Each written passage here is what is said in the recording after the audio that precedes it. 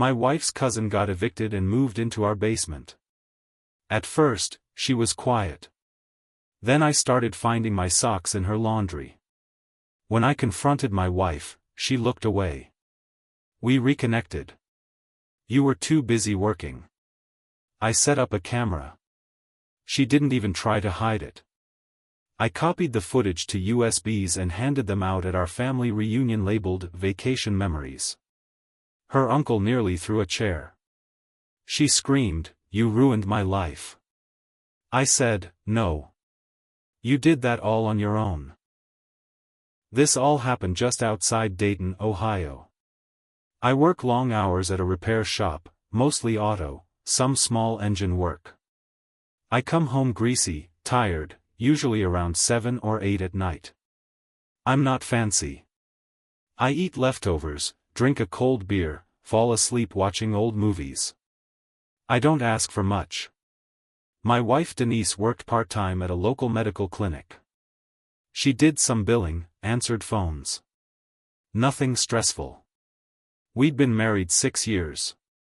Not a storybook marriage, but it felt solid.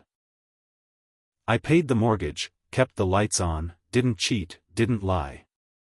We weren't lovey-dovey anymore, but we still laughed sometimes. I figured that was enough. Then her cousin Shauna showed up. Denise told me Shauna had been evicted. She lost her job in Cincinnati, couldn't afford rent. Her car got repossessed. She had no other family nearby. Denise asked if she could stay in our basement, just for a bit, maybe a month. I didn't love the idea, but I said yes. I figured if roles were reversed, I'd want someone to help my family too.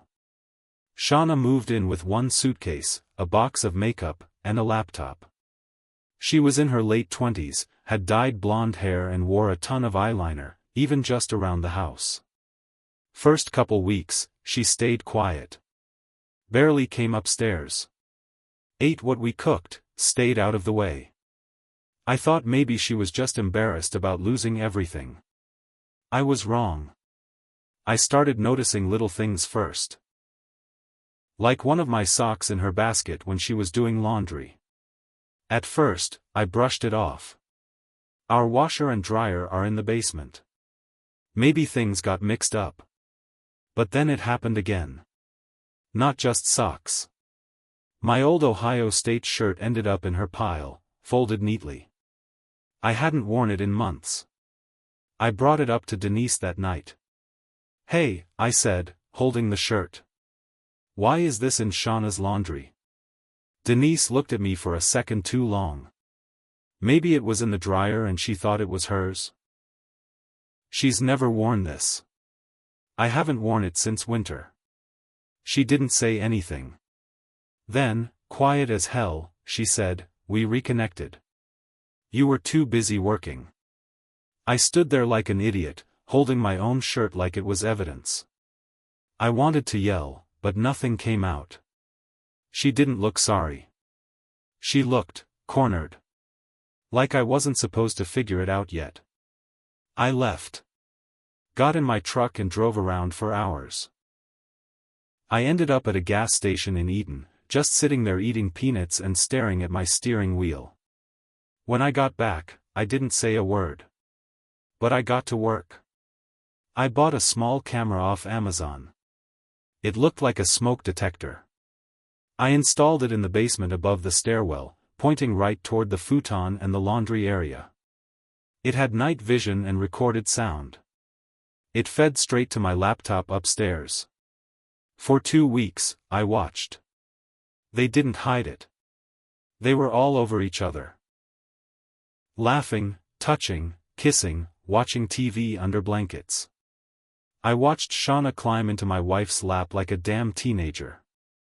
I heard them talk about me like I was a ghost in the attic. One night, Denise said, "He's always tired. He never notices anything. I feel invisible." Shauna said, "He's like a roommate who pays for everything." Another night, they drank my scotch. Denise poured it into 2 mugs and said, "Cheers to freedom." I copied everything onto my laptop. Labeled the file, Vacation Memories. I made a new copy of the video. Then 10 more. Burned them to USB drives. Our family reunion was 2 months later. Denise's uncle owns a big farm near Fort Wayne. Every summer, they do a cookout. Whole family shows up, cousins, aunts, nieces, Denise's mom and grandma. Even people I barely remember. Denise rode with Shauna. I said I'd come later due to a shift change. I showed up just as they were pulling out lawn chairs. I greeted everyone, handed out the USBs one by one. Here's footage from our Gatlinburg trip last year, I said. I edited it all together. Everyone thanked me. Denise smiled, but it looked fake. I told her I was going to go grab a drink. I sat on the porch with a bottle of beer while it all unfolded. 10 minutes later, her uncle came storming out, holding the USB. He looked like he wanted to murder someone. "What the hell is this?" he shouted across the yard. Denise turned, confused.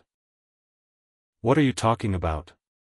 He threw the USB onto the lawn. "This? You? In his house? You and Shauna?" People started whispering. Her mom looked like she'd seen a ghost. Shauna tried to hide behind a tree. Her grandmother just sat there, shaking her head. Denise ran toward me, her face red and trembling. "You ruined my life." I looked right at her. "No. You did that all on your own." She didn't say a word after that. Just stood there, stuck, with everyone staring at her like she was a stranger. That night, I went home. She didn't. The next morning, I changed the locks. Texted her to come get her stuff, when I wasn't there. She sent messages for weeks. Long ones. Angry ones. Then sad ones. Then nothing. I filed for divorce. I'm not done yet. After I served the divorce papers, it got real quiet. Denise didn't fight me. She didn't contest anything. We didn't have kids, no shared bank accounts, and the house was in my name. I thought maybe, just maybe, it would all fade out without more drama. I was wrong again. 2 weeks after I changed the locks, I came home from work and noticed something strange. The side gate was open. I always lock it. I went into the backyard, and there were cigarette butts by the basement window. Neither Denise nor I smoked. But Shauna did. I checked the window. It wasn't broken, but it had smudge marks on the glass. Like someone tried to pry it open. I felt that sick gut feeling again. The one I had when I first found my shirt in Shauna's laundry. I went inside, checked the basement. Nothing was stolen, but someone had definitely been in there. The blanket was moved. There were crumbs on the table. My old phone charger, one I kept plugged in by the couch, was gone. I checked the camera feed. Dead. The wire had been pulled. Next day, I called a buddy of mine who installs home security for a living. He helped me install an outdoor system with motion lights and remote alerts. I put another camera inside the basement. This time, I hid the DVR in the attic. 3 nights later, I caught her. Shauna. On camera. 2:13 a.m. She crawled in through the basement window like a damn raccoon. She walked straight to the laundry closet, opened a box, and pulled out an old hoodie I used to wear all the time. She smelled it. Sat on the futon. Then she cried. Not just sniffles. Full-on sobbing. I watched her on the screen while I sat in my truck across the street. I'd been getting motion alerts for the past hour. I didn't go inside. I just recorded it all. She stayed 20 minutes, then climbed back out the window. I gave the footage to the police the next morning. They picked her up 2 days later for trespassing. Denise called me that same night. I let it go to voicemail. She left one message. "You're turning this into something it's not. You could have just told me to talk to her. You didn't have to humiliate us like that." That's when it hit me. She still didn't think she'd done anything wrong. She was still trying to paint herself as a victim. I wasn't done yet. I went back through the basement footage I'd saved. I found the clip of them laughing about me, making fun of how I smelled after work. Shauna mocking the way I grunted like a grandpa when I sat down. Denise calling me just a ride home from life. I made a separate video. Just 5 minutes long. Raw. No music. No edits. Just their own words. I sent it to Denise's boss anonymously. A week later, I heard from a friend who works at the clinic. Denise had been pulled into a meeting about personal conduct and harassment of a household member. Word was the board didn't want her name tied to the clinic anymore. She resigned before they could fire her.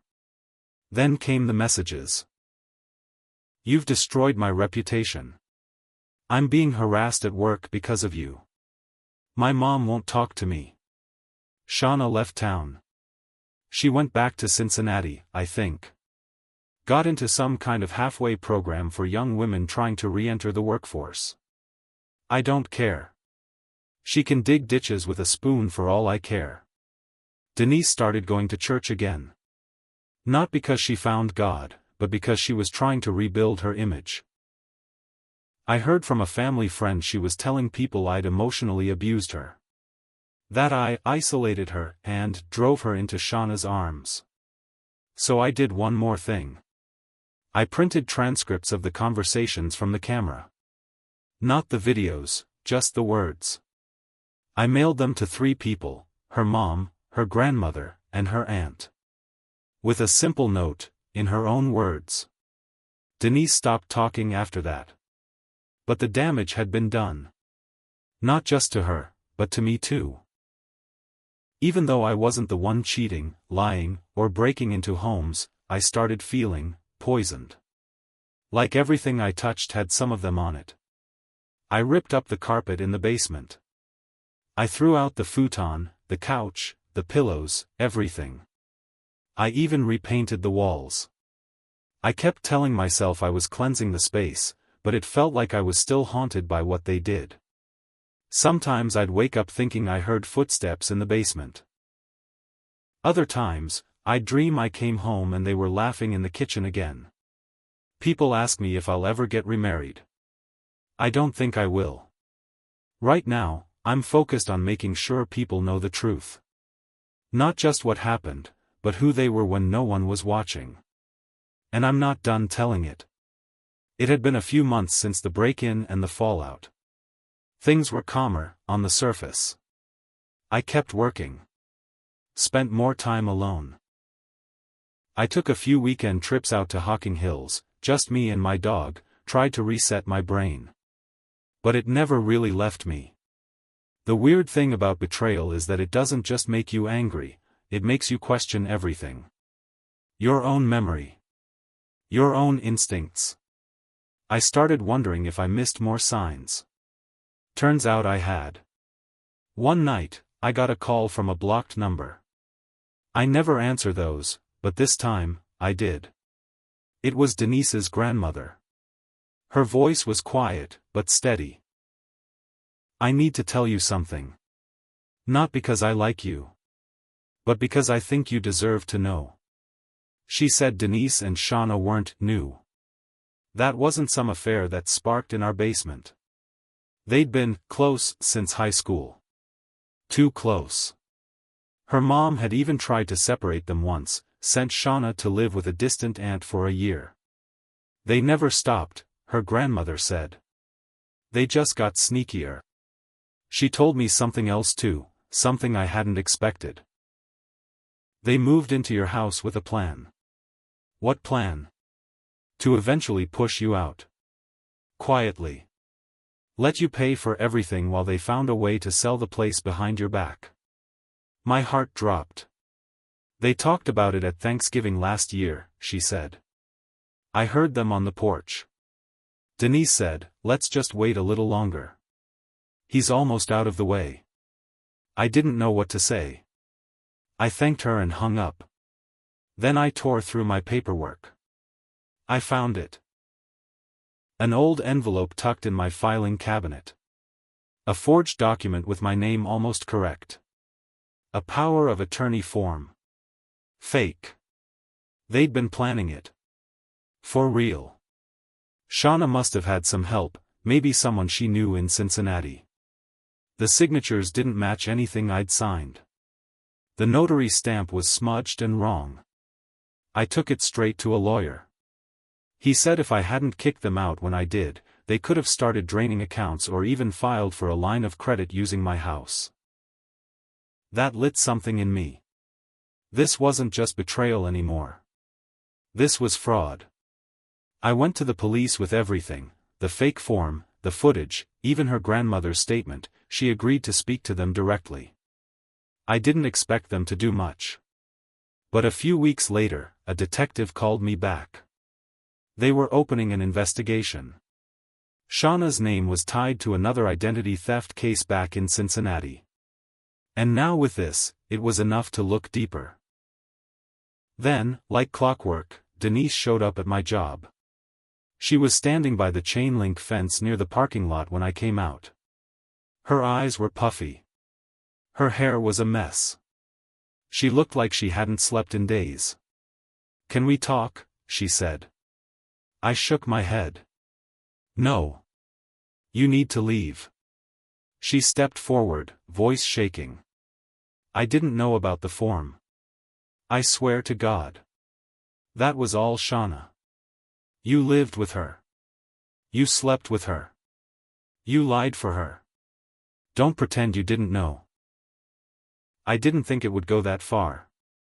I thought, no, I cut in. "You don't get to play dumb now." She started crying.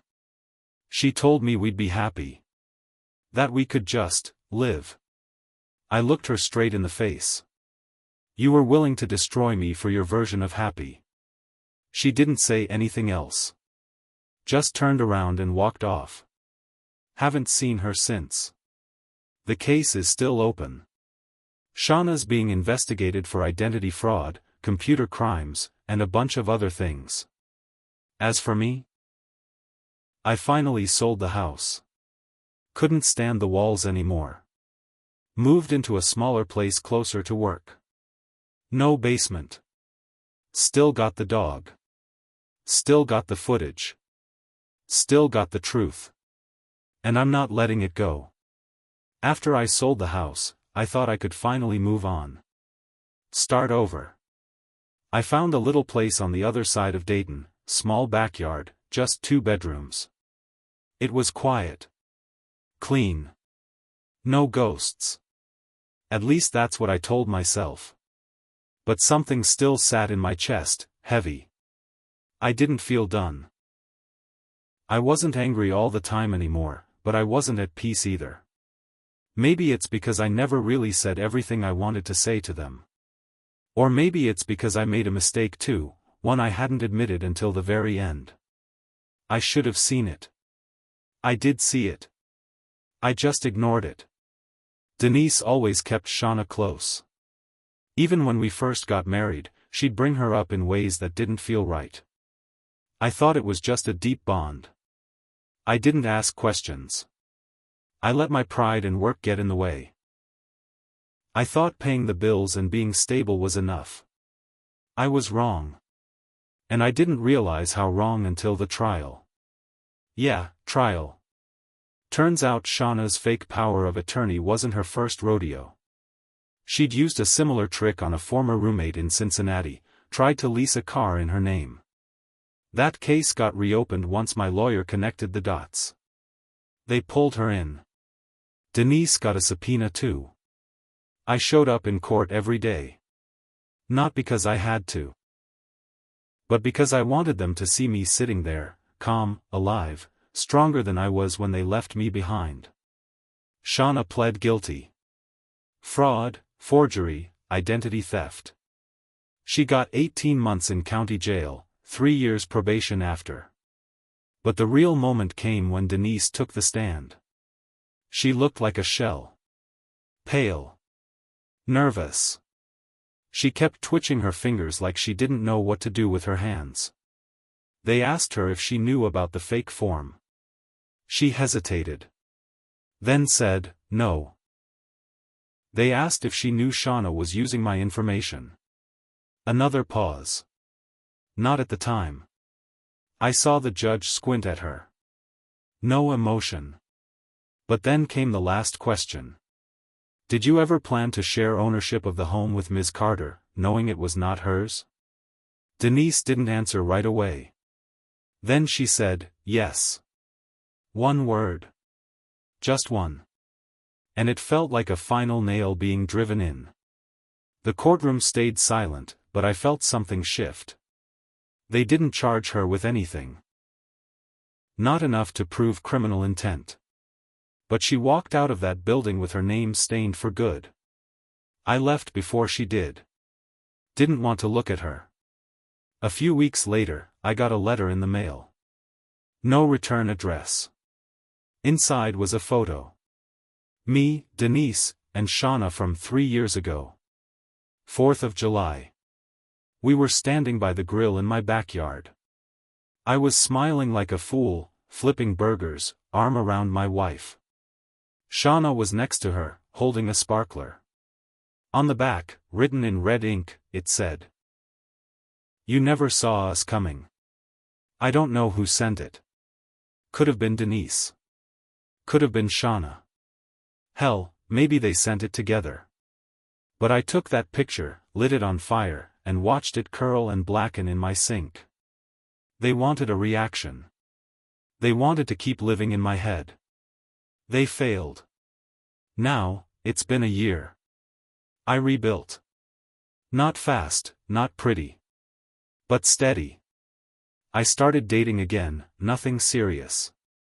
Just coffee, sometimes dinner. But I make sure I see people clearly now. No guessing, no second guessing. And I tell this story, piece by piece, whenever I feel the weight creep back in. Not to hold on to anger. But to remind myself that some people don't change, and some mistakes, if you ignore them too long, will eat your whole life. Denise destroyed her own family. Shauna destroyed her freedom. And me? I rebuilt what they thought they could burn. With both eyes open this time.